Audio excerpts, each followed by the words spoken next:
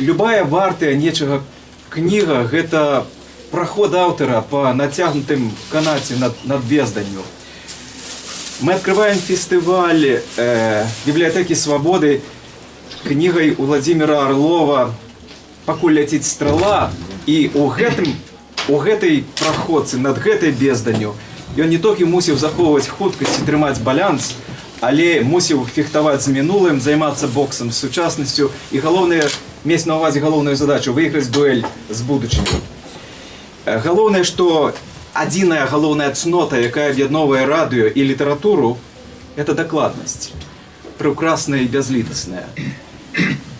І калі ўзнікла назва гэтай кнігі «Пакуль ляціць стрыла», мы падумалі, а колькі насамрэч ляціць стрыла, каб адказы ў эфіры гучалі менавіта столькі, колькі цягнецца і працягваецца палёт стрэлы. Аказалася, што баявы палёт стрэлы цягнецца всяго некалькі секундаў. І тады мы, конечно, згадалі Зенона. Апорій Зенона пра дыскрэтную прастору, у якой стрэла ляціць і ніколі не падае, але заўсёды патрапляе у цель. Лучнік Владимир Орлов.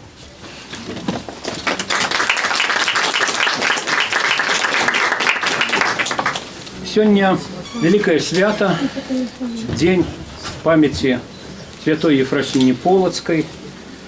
Вот нехай яна трымае нас усіх, кнігарню Логвінаў, выдавецтва Логвінаў, де мы знаходзім прытулак у сваёй ласцы. У мяне пыталіся, за што я ўкусіў настаўніка малявання, калі вучыўся у 5 класе. І разам з тым у мяне пыталіся пра тое, ці баюся я смерці і у чым сэнс жыцця. Мяне пыталіся, ці сустракаўся з прэзідэнтам і ці праўда, што я ўмею граць на балалайцы. Эта кніга незвычайная у тым, што яна, як цяпер модна казаць, інтэрактыўная. На прыватнасці на старонках 173, 204, 219, 281 і некаторых іншых, які вы ўбачыце ў кнізе, пакінута месца для вашых пытанняў. Вось, дзе я смогу на іх адказаць, это будзе своеасаблівы аўтор. Верш называецца 1864. Ён прысвечаны Вользе Некляевай. Я паміраў, а ты спявала песні, трымаючы нямоглую руку. Канала наша воля на прадвесні, у мураўёўскім тым сакавіку. Мяне стагоддзя рэінкарнаваны, прачнуся зноўку, свечка ў райку тваім успыхне, прыкладзе да раны, мне вусны на гаючым скразняку. О дэжавю у свеце нашым цесным, о тайніцы ў фіранках, ветрам гнаных. Мой інсургент пяшчотны, уваскрэсні. Я паміраў, а ты спявала песні. Зразумела, што мэта спробовал зрабіць лук, спробовал зрабіць стралу, стрэліць, сказаць, дакручацца, дагрукацца адна. Падняць нас над тым побытам, на той сітуацыю, якой мы на сённяшні дзень апынуліся. А яшчэ вышэй над днямі падняць тое, што он больш любіць за нас саміх і за, можа быць, сабе самога Полоцк, а значыць, Беларусь. Не толькі віншую яго з гэтым, а дзякую яму за тое, што яму ўдалося гэта зрабіць. Удачы табе, Владимир Алексеевич. Я вам першаму дарую кніжку «Словнік свабоды». Дякую. Становіш на сцену, вас выкликаю. Я тут адказваў на ваши пытанні, то сёння я прапаную такі фармат. Вы будете адказваць на мае пытанні. Мы правядзем віктарыну. Вось, раздачи слоноў не будзе, а пераможцы віктарыны, тыя, хто будзе правильно адказваць на пытанні, вось, атрымаюць у падарунак гэтую кнігу з аўтографам. Першае пытанне. У якім горадзе нарадзіўся аўтар кнігі пакуль ляціць страла. У песні якога беларускага барда, які з'яўляецца адным з герояў гэтай кнігі, ёсць такія радкі.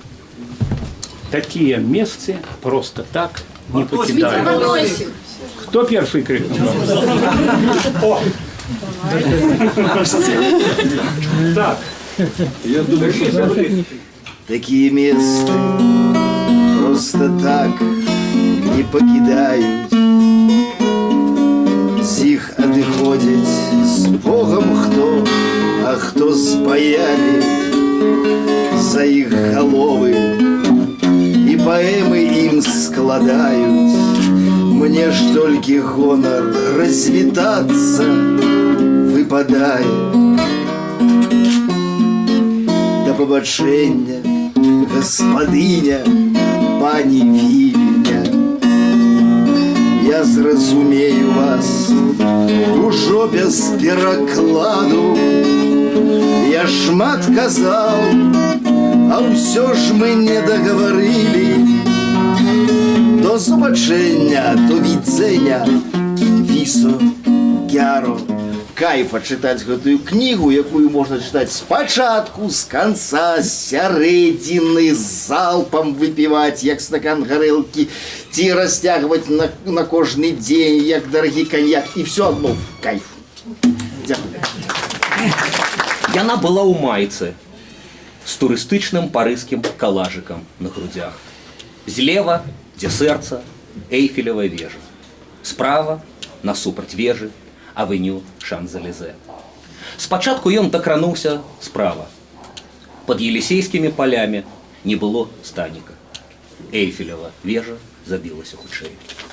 Першы раз я тебе похвалю, что ты выдаешь книжки и робишь книжки, и пишешь книжки не для презентации, не для фуршетов, не для шматчаў, ты пишешь для читачов. Это самое важное, писать книжки для читачов. А то у нас, видите, шмат хто апошнім часам робіць книжку там дзеля нейкай презентации, дзеля, каб сабраць людзей на фуршет. Книжка ператварылася, згубіла сакральнасць. А ты наадварот вяртаеш сакральнасць. Ты зрабіў книжку, дзе ёсць адказы на ўсе пытанні. Ты пытаўся на колькі пытанні? На ўсе пытанні. Вот ты падарыў мне книжку, я пагартаў, на ўсе пытанні ты адказаў. Больш за то, эта книжка папрок таким, як я, які на сустрэчах з чытачамі абяцае, што каму не паспеў адказаць сёння, абавязкова адкажу там дзе-небудзь там в інтэрнэце на наступнай сустрэчы. Потым гэтыя цыдулкі некуды губляць. Вот. А ты акуратна сабраў, адказаў, і эта книжка папрок, эта книжка узор всім нам, што так трэба рабіць. У менскіх штатных і нештатных ідэолагаў мазгі звіхнуліся на пошуках знакаў жыда-масонскай змовы. Апроч таго, усё больш зацята пачыналі шукаць і сліды падступнай дзейнасці, пэўна звязаных з жыдамі-масонамі нацыяналістаў. Дык вось, нечая, звыклая паўсюль бачыць крамолу хворае вока, апрача бел-чырвона-белай вокладкі, угледзела, што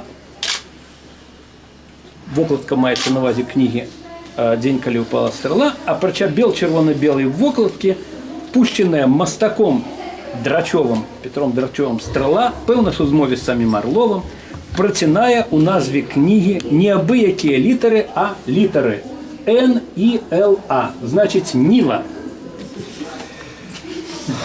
Ну, разам яны складалі якраз імя першага тагачасна першага сакратара правлення Саюза пісьменнікаў Ніла Гілевіча. У нейкім кабінеце вырашылі пазбегнуць скандалу і на макулатуру кнігу не адпраўляць.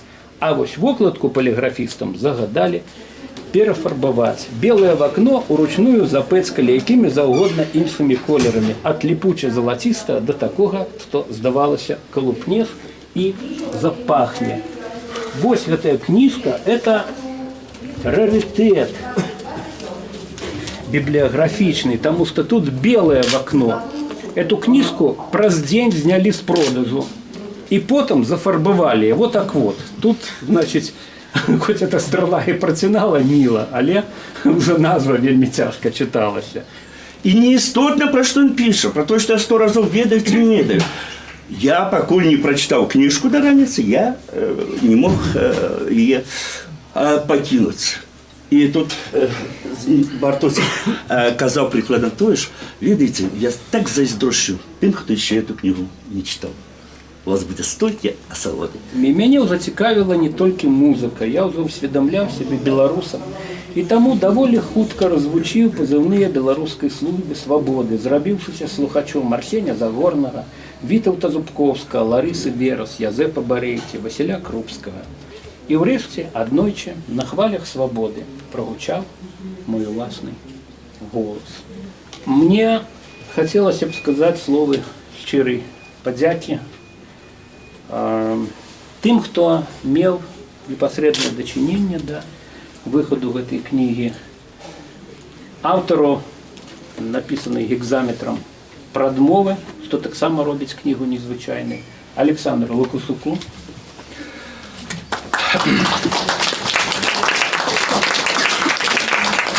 мастацкаму рэдактару Геннадзю Мацуру, аформіў Бібліятэка кнігі, радыё мае сэнс і існуе толькі тады, калі ёсць людзі, якія слухаюць, чытаюць, пішуць, прыходзяць і адгукаюцца. То я так доўга і рознымі словамі хочу сказаць дзякуй і запрасіць вас прыйсці і заўтра, і послезаўтра, і на наступным тыдні у это бліскучае і фантастычнае месца, якое ёсць у горадзе Менску, у Нескладовае.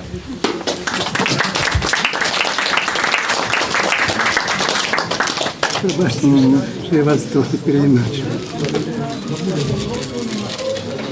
Мені більше подобається. Всего святого решила. Давайте знаете, потому что